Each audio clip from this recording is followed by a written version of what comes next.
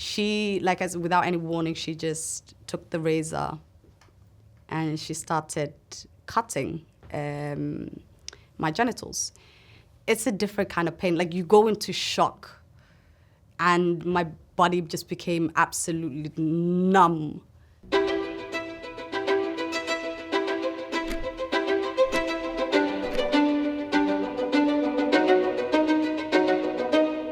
When was the first time you heard about anything related to female genital mutilation? I grew up in Mogadishu, Somalia. I remember when I was 6 years old, we had practically the whole village were, coming up to us, and people would approach us. Majority were women, and they would say, you're doing something amazing. You're going to become a woman. You're going to be clean, more respected. So I knew that it was something rather important from what everybody was saying. But as a child, living in a place where it was so normal, the practice FGM was so normalized that we never saw anyone get it done. So we just took everybody's word for it, and we were very excited. Is it true that there are different types of FGM? Type 1 is where they either partly remove or fully remove just the clitoris. Type 2 is when if they partly remove or fully remove the clitoris and the labia.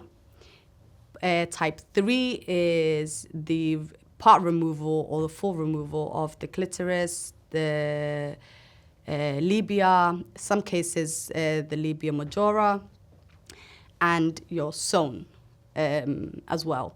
Type 4 is just like a category of everything else.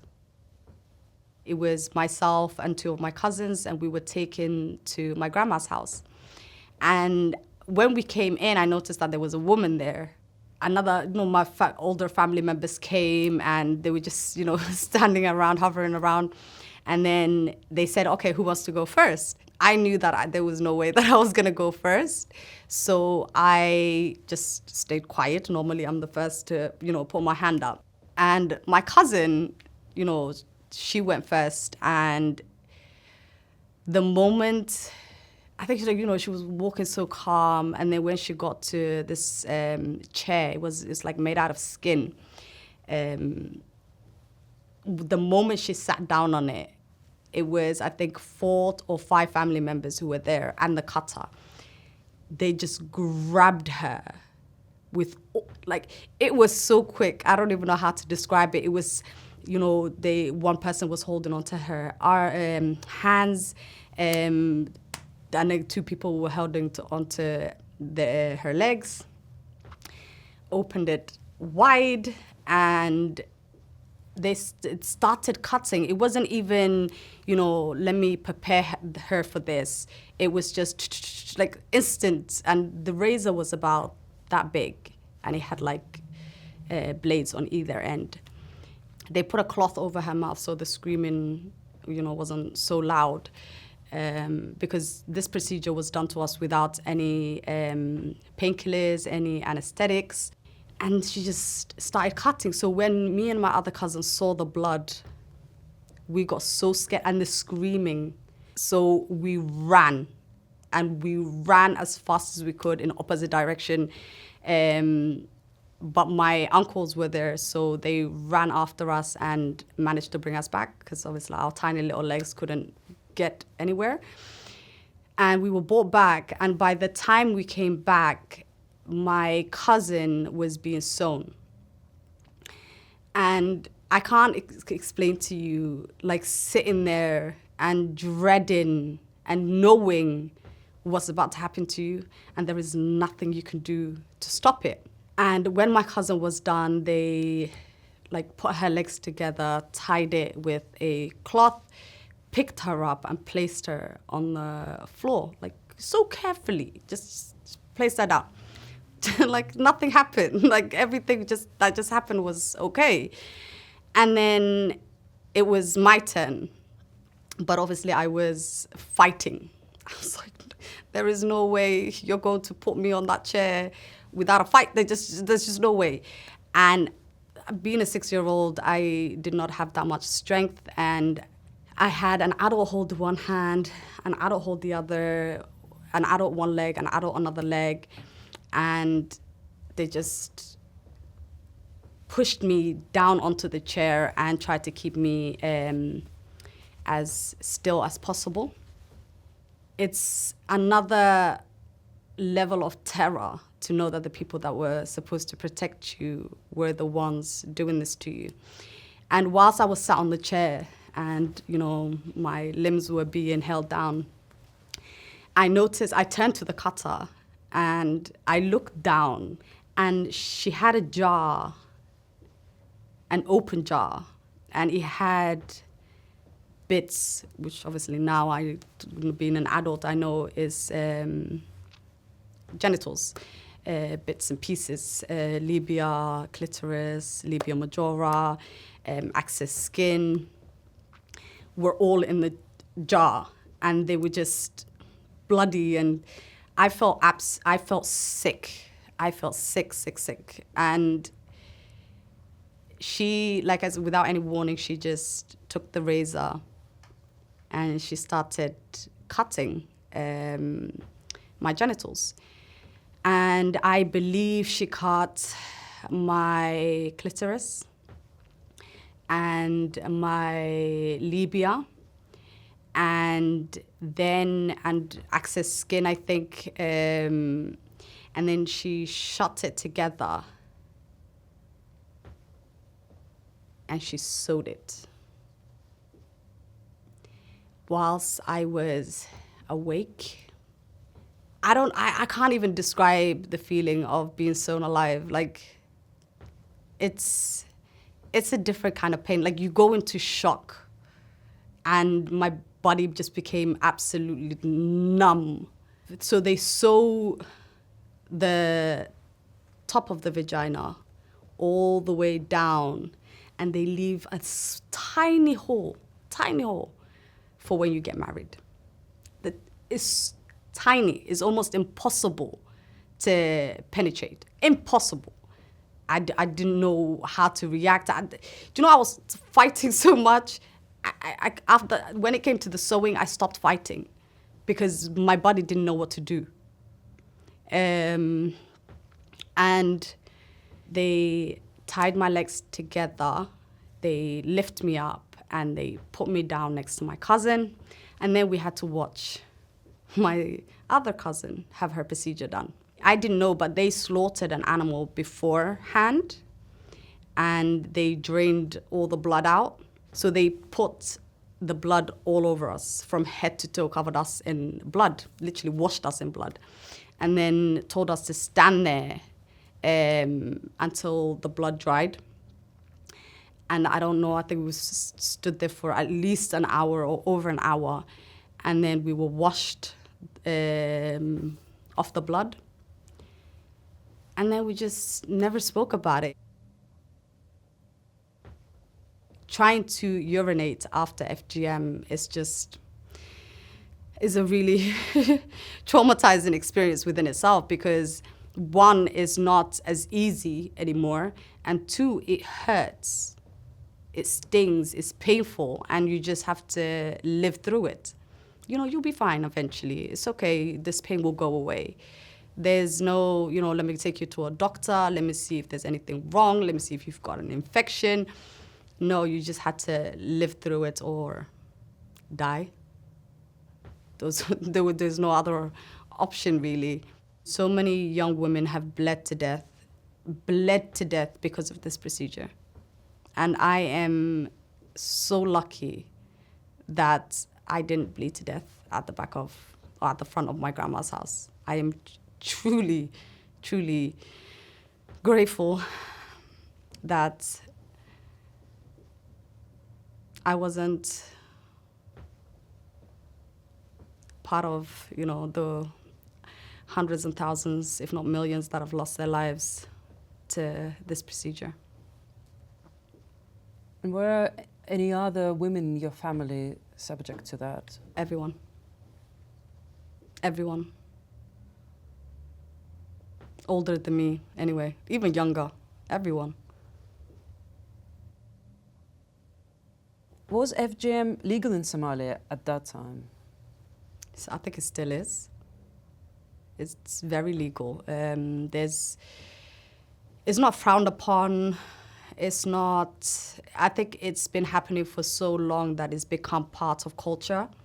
It's become like deep-rooted within our community that they just, it's like going to a dentist or, it's just go visiting a doctor. They make it seem like it's something really simple and it's needed, otherwise you'll get shamed. I think, the girls that were late to get it done were shamed. They couldn't go anywhere. They couldn't walk down the road without being, they say things like, oh, you have a clitoris, it's disgusting, or, oh, you're uncut, you're dirty, or you're not a woman. And a girl not having had her circumcision, even marriage, they're worried about a 6-year-old's marriage, in the future. How, if she doesn't have FGM, how that could possibly affect her. And, the husband might reject her, the family members might reject her. So it was like trying to get it done now so that later she's ready for something. But none of us know what that something is. As I got older, I started to realize that they performed these FGM in order to stop a woman from having sex before marriage. That is the plain main reason, and to control her sexuality and to focus more on her husband's pleasure than her own. Because you're kind of not told, but you're kind of told that you're dimmed down a little bit, like your desires are dimmed, or you're told that, it's completely gone, but it's a myth. It's a myth. We left the little village we lived in, and then we went to Ethiopia. And then we waited for a visa from my father who lived here. And once we got that, we came to the UK, London to be specific. When did you first start realizing that you were different to some other girls? I didn't realize until I was in year 6. I think I might have been 11. I remember we had a sex education lesson at school. And I even took my mom's signature just to do it because she didn't want us to learn it. But everyone else was doing it, so I felt, why? Because I didn't even know what it was. I didn't know English that well, and I forged my mom's signature, and I gave it to the teacher, and I said yes, my mom is okay with it, and we were given the lesson. The first thing that they showed us was the difference between male genitals and female genitals, but when I saw the female genitals, I was like, that doesn't look like mine. That's what? I was like, what? That was a massive, massive, massive shock to me. It wasn't one that I could openly speak about either. I felt trapped in a way. It also felt like it was almost the Western women were bad. And my practice was like good, if that made sense. Like, because I think our brain, we were programmed in our brain, in my brain, I was programmed to believe, everything Western is bad, don't. So when I saw that, I thought, okay, maybe, their vaginas look different because, they're not clean or they're not this. But then I didn't know, I wasn't aware that it was my practice, the practice that was done to me, it's what was bad. That idea of seeing Western women as, the ones being wrong, that changed very quickly because I realized actually that's how my vagina is supposed to look, but that's normal. like mine being closed is not normal. It doesn't feel normal. It never felt normal. And from that moment on, it was just insecurity after insecurity. I was suffering from mental health problems. I had the worst mood swings. And to make it worse, I got my period when I was 9 years old. And I didn't even know what a period was. No one had explained that to me. So when I got it, it came as a massive surprise. And I almost I actually freaked out because I thought I was gonna die. Why am I bleeding? And my mom explained everything and told me to use a pad. But one thing she said that really stuck with me is, don't tell anyone. Don't tell anyone that you now have your period. Don't tell anyone. I think that was also seen as shameful. And also within my culture, if a woman has her period, she's now a woman. But in my mind, I'm like, wasn't I not a woman when you guys did the FGM procedure? Like, how am I just becoming a woman now? So I was questioning a lot. And I really struggled with my period. Every single month, I ended up in A&E because it had nowhere to come out. I went multiple times. Doctors never did anything.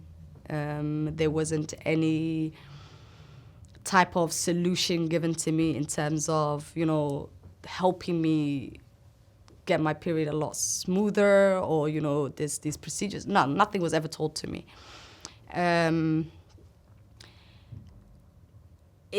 I lived in constant pain.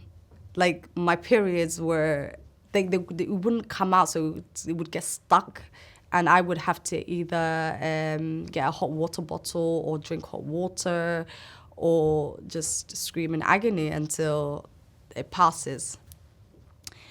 And when I was 14 years old, I started tearing as a result of my period not having anywhere to come out from.